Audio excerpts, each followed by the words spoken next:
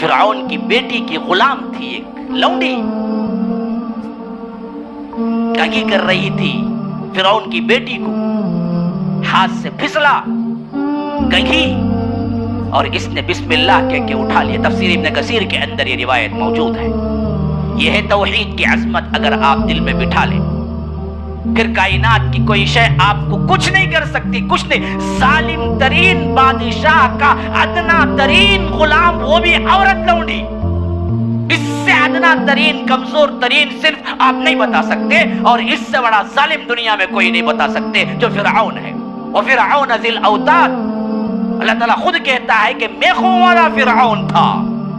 क्या मतलब? मेख रखता था ना, मतलब यह है कि उसे जबरदस्त हमने कुव्वत दी थी। लोहा जिस तरह मजबूत होता है उस तरह वो मजबूत था, यहाँ तक कि अपनी मजबूती के बुनियाद पर उसने अपने आप को अना रब्बुकुमुल आला कहा कि मैं तुम सबका सबसे बड़ा रब हूं। कहा कि मेरे हुक्म से दरियाए नील जारी होता है, जब चाहता जिसको चाहता कत्ल करता, जिसको चाहता छोड़ता। कोई ऑपोजिशन पार्टी नहीं थी, ये झंडे वाले पार्टियां नहीं थे कि उस पर कोई ऑपोजिशन पार्टी आए या कुछ कहे। युज़ब्बिहु अबनाहुम व यस्तहयी निसाहुम, चाहे तो कत्ल कर दे चाहे तो छोड़ दे। ऐसा जबरदस्त फिरऔन, उसके मुकाबले में इतनी कमजोर सी एक औरत जो उसकी बेटी की लौंडी है। कंघी गिरी, उठाया तो लफ्ज बिस्मिल्लाह जुबान पर, पूछा ये क्या है? कहा कि ये मेरे रब का नाम है। उसने कहा कि मेरा रब? तुम्हारा रब तो मेरा बाप है फिरौन, ये कौन सा नया रब तलाश कर लिया? कहा कि ना ना, तुम्हारे बाप का और तुम्हारा मेरा सबका रब रब्बुल आलमीन है, अल्लाह है। बस ये कहना था, फिरौन के सामने लाके खड़ा कर दिया गया। फिरौन ने कहा कि आखिरी चांस से तुझे, अगर तू मुझे रब मान लेती तो छोड़ देता हूं, या नहीं तो अभी कढ़ाई में तेल चढ़ाओ और सबसे ज्यादा उसको गर्म करो और खवलते हुए तेल में उठा के इसको फेंको। 2 बच्चियां लेके साथ में आई हुई थी, दूध पीती अपनी बच्चियां।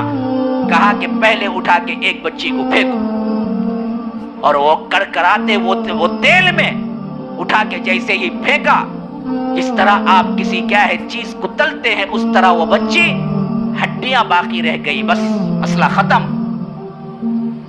कहा कि देख यही हालत दूसरी बच्ची की होगी, फिर इसके बाद आखिर में तेरी भी यही हालत होगी। मान, तौहीद के अलम बरदार थे, एक अल्लाह को मानने वाले थे। मेरे मुसलमानों सुनो, अगर हम भी आज एक अल्लाह को मानते, सिर्फ एक अल्लाह को, ये जराअत हमारे अंदर भी, हमारी बेटियों में भी, हमारे बच्चों में भी, हमारी औलाद में भी, हमारे बड़ों में भी, हमारे बूढ़ों में भी, हमारे नौजवानों में भी आती। हमको तो सिर्फ इश्कबाजियां करने ही में दरअसल क्या है वक्त नहीं है, बेहयाइयां करने में ही हमको वक्त नहीं है। कॉलेज के जो लड़के लड़कियां हैं एक दूसरे को लेके भागने में ही फुर्सत नहीं है। वो क्या ईमान जानेंगी, वो क्या तौहीद जानेंगी? तौहीद तो ये है, हमें तो फुर्सत नहीं मिलती है। बेकार कामों में, व्हाट्सएप में, फेसबुक में, फहाशी में, उरियानी में, इश्कबाजी में, मूवीज में, इससे हमारे जवानों को फुर्सत ही नहीं मिलती, तो वो ईमान का मजा क्या चखेंगे मेरे मुसलमान भाई? ईमान तो इस चीज का नाम है कि उसने एक बच्ची को फेंका, जिस तरह मुर्गी तल के निकालते हैं उसी तरह बच्ची की हड्डियां बाहर आई, बस गोश्त वगैरह सब का सब अलग हो गया। दूसरी को फेंकना तो मां का दिल लरस गया। सोचा कि बच्ची के लिए, अपनी जान के लिए, मेरा नहीं मेरी बच्ची का कसूर क्या है, तो इसके लिए तो कम से कम मैं मान लूं कि चलो फिरऔन ही रब है। ये ख्याल आना था, और थोड़ा सा कदम डगमगाए पीछे, वो दूध पीती शीरखार बच्ची बोल उठी कि अम्मा मेरी फिक्र न करो, हम दोनों जन्नत में रहेंगे, ले जाओ मुझे भी साथ में। तो जैसे ही इस बच्ची ने जुमला कहा, मां के अंदर मजबूती आई, वो बच्ची भी गई, फिर इसको भी ले घसीट के गए तो आंखों से आंसू। फिरौन ने कहा कि अब तो डर गई ना, कबूल कर लो, क्यों रोती हो? تمہاری جو حالت تھی اس سے بہتر حالت ہم کر دیں گے اگر تم مجھے رب مان لو۔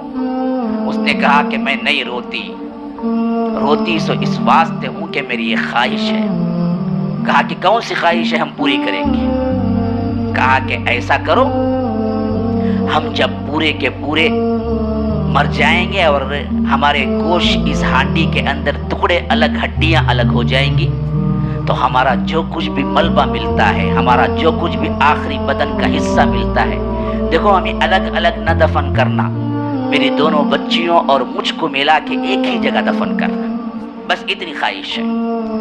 فرعون نے کہا کہ تمہاری خواہش پوری کی جائے گی۔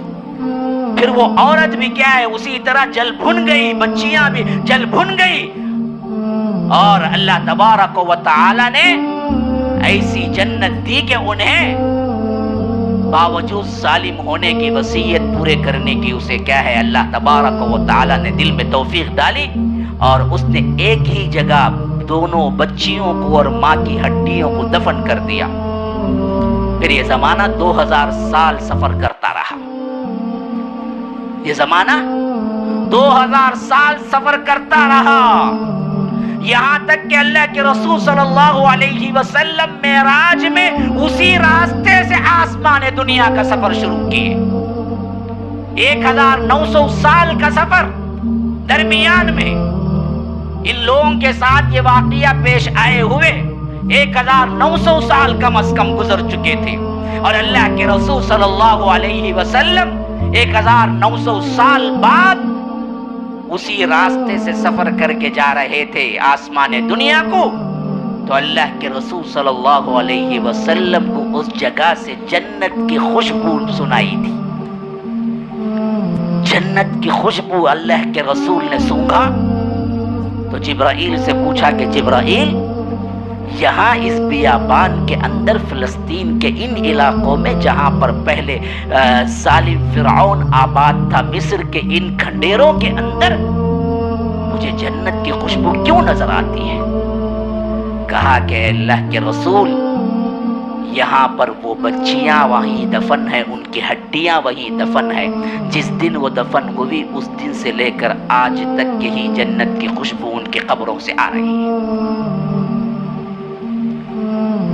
یہ ہوتا ہے ایمان، یہ ہوتا ہے توکل، یہ ہوتی ہے توحید۔ دنیا کا ظالم ترین انسان بھی ان کی توحید پہ کوئی نقب نہ لگا سکا۔ آج ہماری توحید کیا ہے جی؟ شادی ہوئے 1-2 سال نہیں گزرے، بچہ نہیں ملا، در در کے کیا ہے دروازے جو کھلے ہوئے سب جھوٹے، ان درگاہوں کے چکر کاٹتے اور منتیں مانگتے اور سجدے کرتے گزرتے ہیں۔ اس توحید کو رکھتے ہوئے اللہ کی مدد آئے گی کیسے؟ ہمارے اندر بہت سی اصلاحی طور پر کام کرنے والی جماعتیں ہیں، لیکن اصل توحید پر کام کرنے والے کہاں ہیں؟ اصل توحید کے لیے مر مٹنے والے کہاں ہیں؟ اصل توحید کے اعتبار سے علم حاصل کرنے والے کہاں ہیں میرے دوستو؟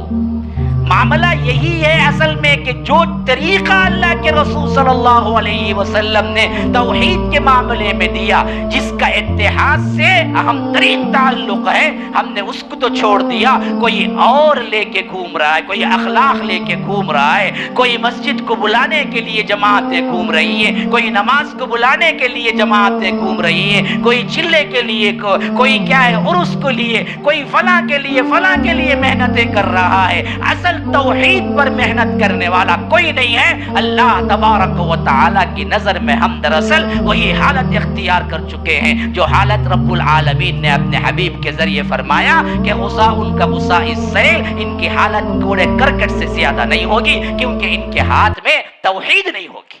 مسئلہ ختم۔